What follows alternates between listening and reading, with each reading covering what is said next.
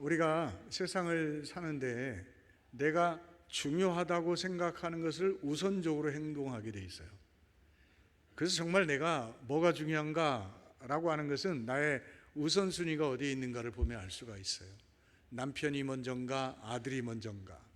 아마 40 넘어가면 남편들은 포기해야죠. 그죠?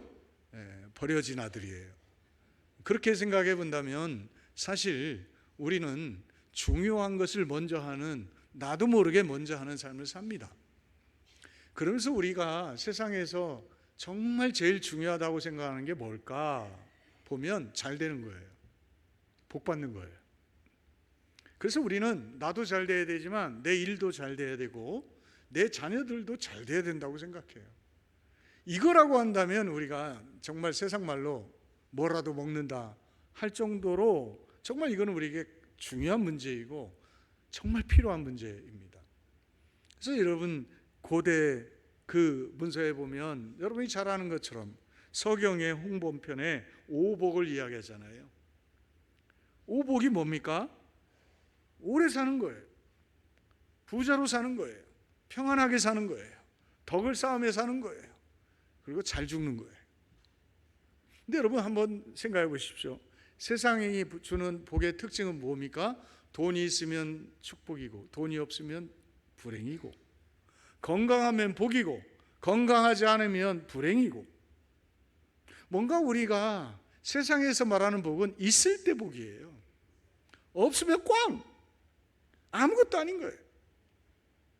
그래서 우리는 다 목말라 있어요. 있어야 된다는 거예요. 그래서 있어야 되니까 붙잡아야 되는 거예요. 붙잡아두고 떠나가지 말라고 어떤 사람은 굿도 하고요. 어떤 사람은 그것 때문에 목숨을 거는 겁니다. 그러나 여러분, 하나님이 말씀하시는 복은 그것과는 좀 다릅니다. 없어도 감사하는 것입니다. 실패해도 감사할 수 있는 것입니다. 그리고 내가 건강이 나빠져도 오히려 거기서 감사할 수 있는 게 하나님이 말씀하시는 복입니다. 왜 그렇습니까? 하나님의 복은 조건적이지 않습니다. 상황적이지 않습니다. 하나님이 함께 하시기 때문에, 또 그 하나님이 내게 좋은 분이시고 내게 선한 일을 행하실 것을 믿기 때문에, 지금은 아니지만 나에게 하나님이 그렇게 나를 나쁘게 하는 것이 아니라 나에게 좋은 방향으로 이끌어갈 것을 믿기 때문에 우리가 어떻게 해요? 감사할 수 있는 것입니다. 따라서 믿음의 사람에게는 살아있는 게 감사입니다. 움직일 수 있는 게 감사입니다. 도전할 수 있는 게 감사합니다. 지금은 아니지만 앞을 향하여 기도할 수 있다는 게 축복인 거예요. 오늘 우리는 다시 한번 이 복이 우리에게 있었으면 좋겠어요. 그러나 오늘 성경에 보면 한 어리석은 부자에 대한 이야기가 나오죠. 이 부자는 아마 농사를 했던 것 같아요. 열심히 일한 것 같아요. 어떻게 했는지 자기가 생각하지 못할 정도로 엄청나게 수확이 된 겁니다. 이제 걱정이 생겼습니다. 곡식은 많은데 지금의 창고로는 감당이 안 되는 거예요.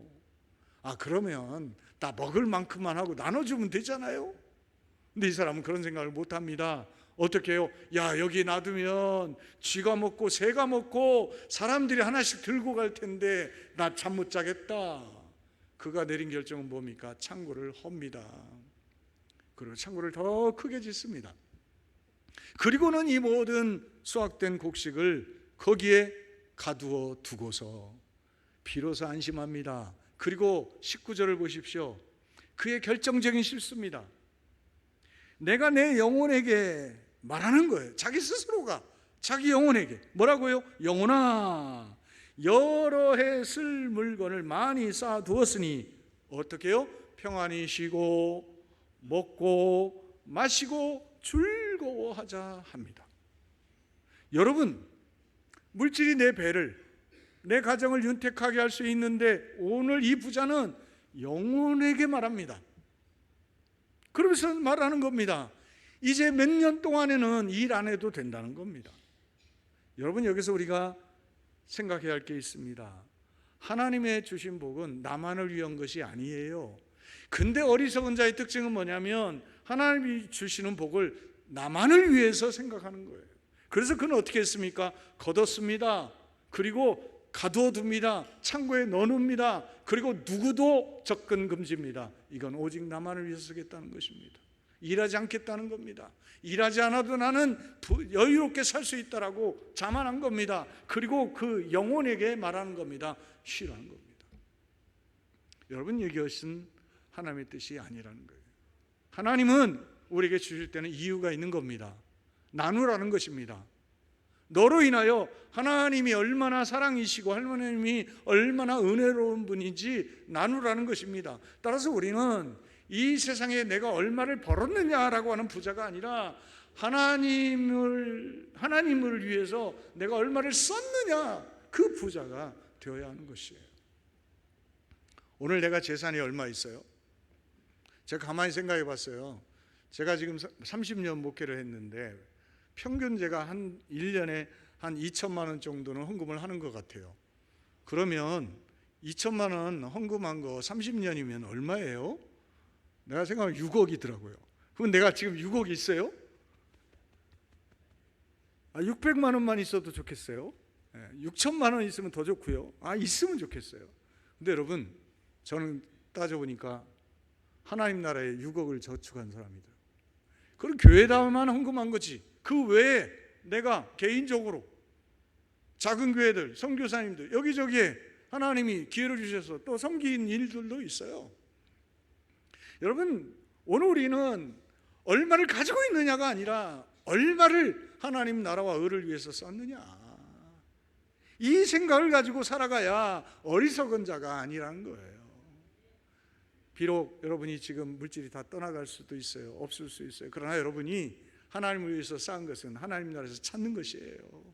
따라서 우리는 하나님의 축복의 통로로, 하나님의 은혜의 통로로 우리가 사는 것이지, 그것이 내 거라고 나를 위한 창고를 짓고 거기에 가둬놓고 평안히 먹고 마시고 쉬고 즐기자, 이것은 건강한 그리스도의 가치가 아니라는 거예요.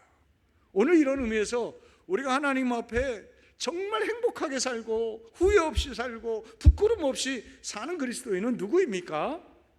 바로 이 하나님의 뜻대로 살아가는 사람이에요. 돈에 묶여 있으면 돈합니다. 건강에 뭔가 내가 적신호가 오고 건강에 대해서 염려하면 자꾸 건강에 대해서 우리가 염려하며 삽니다. 이런 분들에게 어제 뉴스가 빅뉴스예요. 종합 비타민을 하루도 빠짐없이 먹은 사람은 4% 일찍 죽더라. 무슨 이야기입니까? 너무 잘 먹고 있는데다가 종합 비타민까지 먹으니까 영양 과다로 일찍 가시더라는 거예요. 이 말은 우리의 생각과 결론은 다르다는 거예요. 오늘 우리가 이렇게 하면 되겠지, 저렇게 하면 되겠지, 내 생각을 가지고 살지만 하나님은 거기에 동의하지 않는다는 거예요. 따라서 여러분, 우리는 하나님의 마음과 기준을 가지고 살아갈 때에 건강도 주시고, 아멘도 안 하시는 거 봐, 물질도 주시고 은혜도 주시고 열매도 주시는 거예요. 따라서 여러분, 어리석은 자가 아니라 하나님께 지혜로운 자로 살아가는 저와 여러분 되기를 주님의 이름으로 축원드리겠습니다. 그러면서 오늘 본문에서 우리가 정말 하나님께 부유한 자로 살려면 어떠한 기준을 가져야 되는가? 세 가지입니다. 첫 번째, 16절에서 19절에 계속 말하는 게 뭡니까? 재물을 지나치게 믿고 신뢰하지 말라는 거예요. 재물은 어떻습니까? 날아갑니다. 잠언 23장 5절에 보면 솔로몬이 내가 어찌하여 허무한 것에 주목하느냐, 정령이 재물은 스스로 날개를 내어 독수리처럼 날아가리라 그랬어요. 참새처럼 이렇게 날아가는 게 아니라 독수리처럼 막 한 번 하면 푹푹 날아가는 거예요. 모으는 건 힘들지만 망하는 건 쉬워요. 그래요, 안 그래요? 그건 아멘 하면 안 되고. 정말 여러분, 힘들게 벌었으면 의미 있게 써야죠. 그것이 나를 통해서 하나님께 영광이 돼야죠. 오늘 여러분, 재물은 신뢰해서는 안 된다는 거예요. 거기에 너무 무게중심을 두면 돈 때문에 나는 불행한 사람이 돼요. 건강에 너무 지나치면 건강 때문에 나는 불행한 사람이 돼요. 살든지 죽든지 주님의 뜻대로 하십시오. 오늘 우리가 정말 하나님을 소유한 자로 살면 우리는 부족함이 없는 사람이에요. 그런데 우리는 돈에 너무 얽매이다 보니까 의롭고 선한 생각은 있지만 행하지 못하는 거예요. 말만 그리스도인으로 사는 거예요. 그런 의미에서 오늘 우리가 진짜 하나님을 주인으로 모신다면 그 하나님의 뜻대로 우리가 살아가야 된다는 거죠. 지금 우리는 절대적으로 가난한 시대가 아닙니다. 다 먹고 살만합니다. 거의 집들도 퍼세식 화장실 없어요. 다 수세식이고. 여러분, 우리가 얼마나 지금 현대화된 상태에 사는지 몰라요. 한국과 일본의 임금 비교를 한 통계를 봤어요. 2002년도에는 우리나라가 180만 원일 때 일본이 385만 원이었어요. 근데 2022년도에 보니까 여러분 어떻게 돼요? 299만 원이었는데 우리나라가 일본이 379만 원입니다. 근데 2024년도 와서 보니까 우리나라가 일본보다 임금이 많아졌어요. 대기업에 우리나라는 588만 원 받는데 일본은 443만 원을 받아요. 중소기업도 우리나라는 340만 원 받는데 일본은 327만 원 받아요. 제 동생도 일본에 우리나라 네이버의 어떤 그 회사의 책임자로 가 있어요.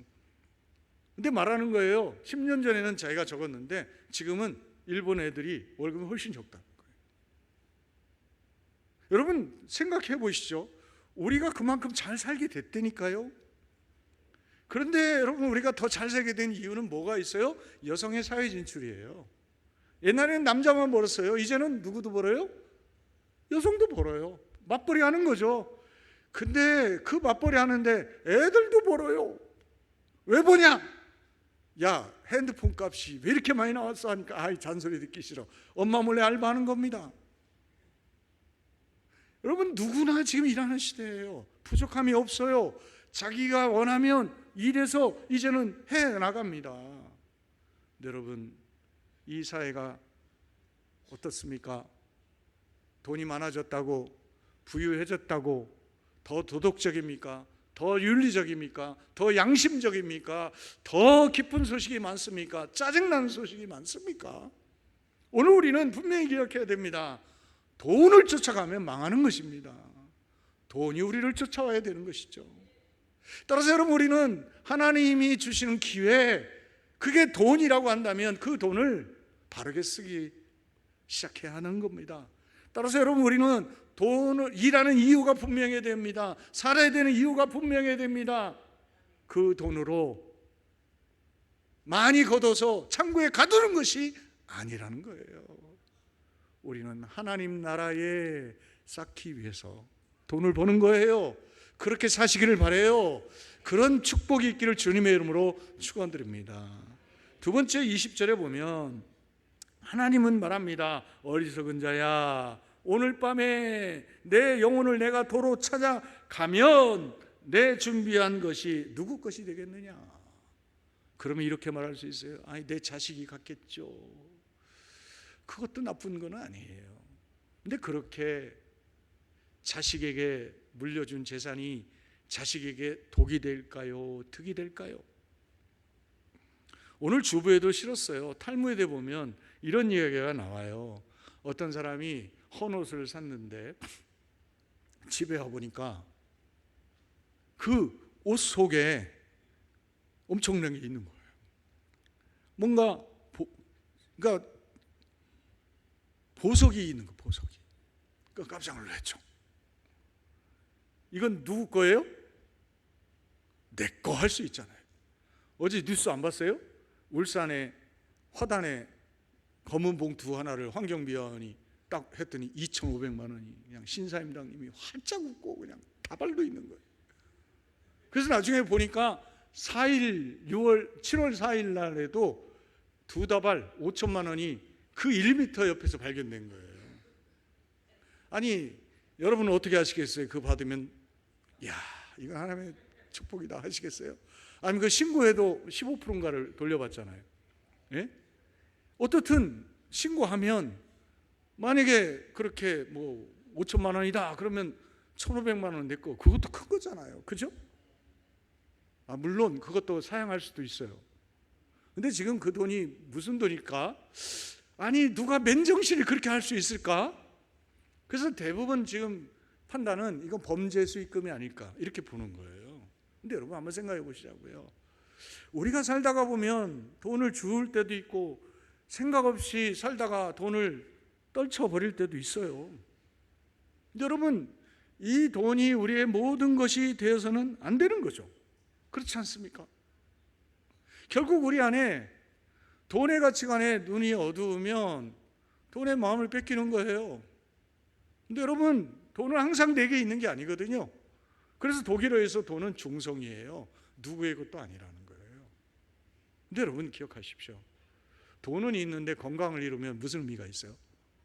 제가 목회하면서요, 많은 사람들이 이제 하나님 앞에 임종하는데 한 3사람 정도가 저한테 그런 말 해요. 목사님, 이제 먹고 살만하니까 이제 좀 여행도 가고 좀 써야겠다 했는데 죽어요. 억울해요. 그러는 거예요. 어떤 분은 저에게 이야기해요. 목사님, 내가 봐도 안 좋아요, 모습이. 걱정 마세요. 저는 다 준비됐어요. 저는 이만큼도 걱정이 없어요. 저는 평안해요. 오히려 위로하러 갔다가 위로받고 와요. 여러분 어떤 삶을 살고 싶으세요? 여러분, 우리는 세상에서 사는 게 염려예요. 걱정이에요. 그런데 내가 정말 하나님을 주인으로 모시고 그 하나님을 내가 놓지 않겠다라고 한다면 우리는 그 하나님 한 분 붙잡은 것으로 감사할 수 있잖아요. 사람이 떠나고 돈이 떠나고 모든 게 떠나도 그 하나님을 발견함으로 우리가 힘을 얻을 수 있잖아요.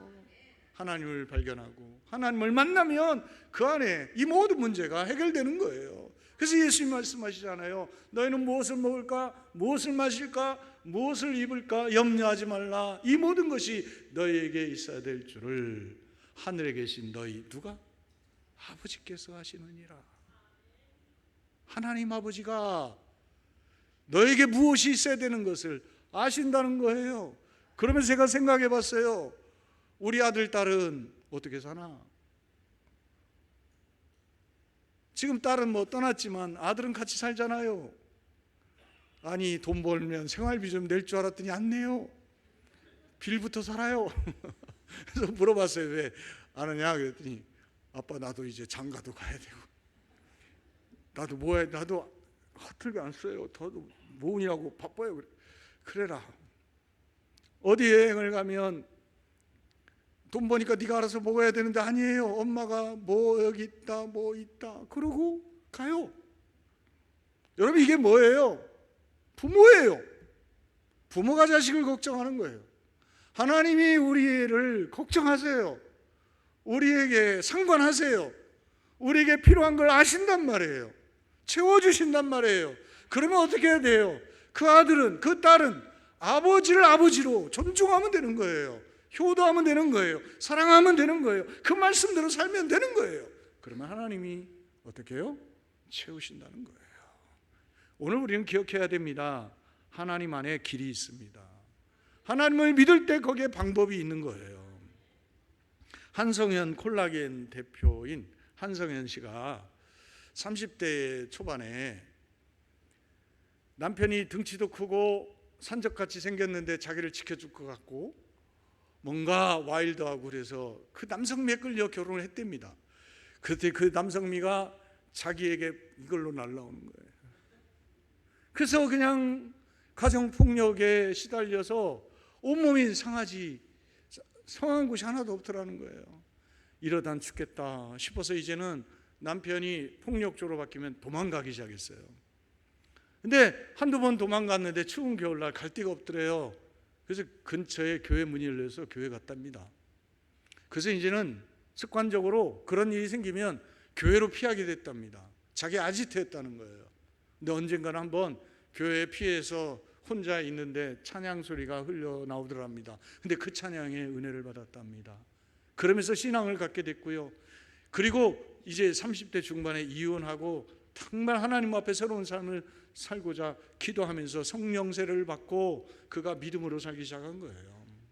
그러면서 이 사업을 시작하면서 그의 인생의 좌우명이 다른 게 아닙니다. 사람에게 올무에 걸리지 말라. 잠언 29장 39절. 사람을 두려워하면 올무에 걸린다. 하나님만 두려워하자. 그래서 하나님 중심으로 산 겁니다. 이 100개의 대리점을 펴가면서 사업적으로 성공하는데도 불구하고 그는 철저히 하나님께 헌신하는 삶을 삽니다. 노방전도 합니다. 직원들 데리고 가서 전도합니다. 직장에서 예배합니다. 그러면서도 그가 이런 고백을 합니다. 내가 혼자 하나님 앞에 말씀을 묵상하고 하나님 앞에 기도하는 나 홀로 부흥의 만큼 내게 충만한 시간은 없다. 그는 1:1로 하나님과 충만한 시간을 가지면서 거기에서 힘을 얻는 거예요. 그러면서 이야기하는 거예요. 내가 혼자 하나님을 찬양할 때 나는 세상에서 가장 즐거운 여자다. 사랑하는 성도 여러분, 위기 가운데에서 피해도 잘 피해야 돼요. 교회로 갔다고요. 근데 그곳에서 하나님을 만난 이후에 이 인생이 바뀌어요. 그래서 2020년도에는 사업을 하지만 목사 안수까지 받았어요. 그러면서 자기는 말하는 거예요. 내 모든 부가 하나님 나라와 영광 위하여 선교적으로 사용되었으면 좋겠다는 거예요. 사람의 변화는요, 하나님을 만날 때 본질적으로 바뀌는 겁니다. 따라서 우리는 기억해야 됩니다. 오직 하나님만을 신뢰할 수 있습니다. 그 하나님만이 나를 바꿀 수 있습니다. 그 하나님만이 내게 주신 복이 내게만 아니라 자녀 손에게까지도 물려지게 하는 겁니다. 탈무드 이야기를 마저 하죠. 그래서 여러분, 그 사람이 보석이 있으니까 욕심이 났습니다. 그때 누가 말하는 겁니다. 너는 옷을 샀지 보석을 산 게 아니지 않느냐. 그래서 그 옷집에 옷을 샀는데 이 보석이 있다고 갖다 줘라 했답니다. 근데 말을 덧붙입니다. 갈 때에 네 자녀를 데리고 가라.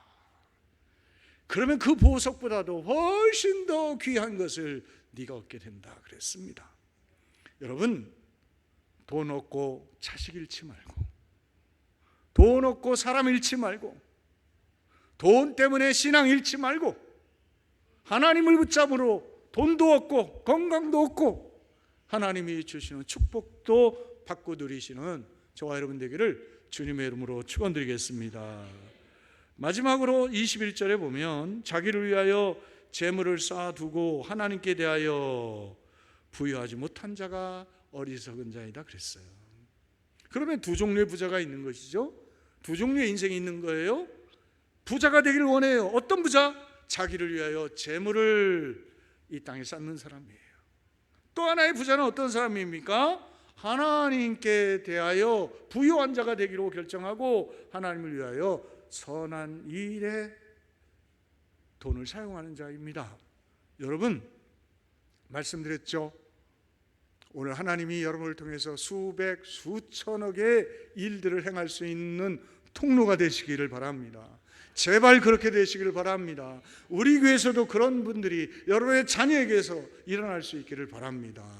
감사할 때 하나님이 우리에게 주시는 축복이 얼마나 큰지 몰라요. 하나님 앞에 바른 신앙을 가지면 하나님 우리에게 놀라운 은혜와 기적을 베풀어 주신다고요.